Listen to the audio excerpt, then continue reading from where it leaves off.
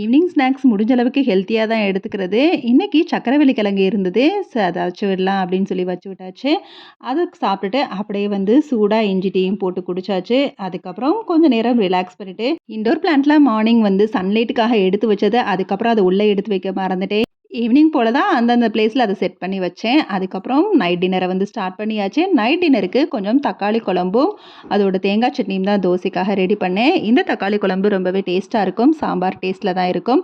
ஒரு பேன்ல எண்ணெய் ஊத்தி, கடுகு, உளுந்து, சோம்பு, சின்ன வெங்காயம், கருவேப்பில போட்டு தாளிச்சு, அப்புறம் தக்காளி நல்லா ஸ்மாஷ் பண்ணது இருந்துச்சு. அதையும் போட்டு நல்லா ஒரு 2 நிமிஷம் கொதிக்க விட்டுட்டு, அப்புறம் மிளகாய் தூள், மஞ்சள் தூள் போட்டு, தேவையான அளவு உப்பு போட்டு தண்ணி ஊத்தி நல்லா கொஞ்ச நேரம் கொதிக்க விட்டுட்டு, இறக்குறதுக்கு 10 நிமிஷத்துக்கு முன்னாடி தேங்காவையும் அரைச்சு ஊத்திட்டோம்னா, சூப்பரான சைட் டிஷ் தோசைக்கு செம்மையா இருக்கும். அதுவும் கெஸ்ட் எல்லாம் வந்தா 2 டிஷ் ரெடி பண்ணுவோம். ஒரே தான் இந்த தக்காளி குழம்பு மட்டும் வச்சுட்டாலே போதும். தோசை மட்டும் இல்ல, வெண்பொங்கலும் சேர்த்து ரெடி பண்ணலாம். வெண்பொங்கலுக்குமே இது சூப்பரா இருக்கும்.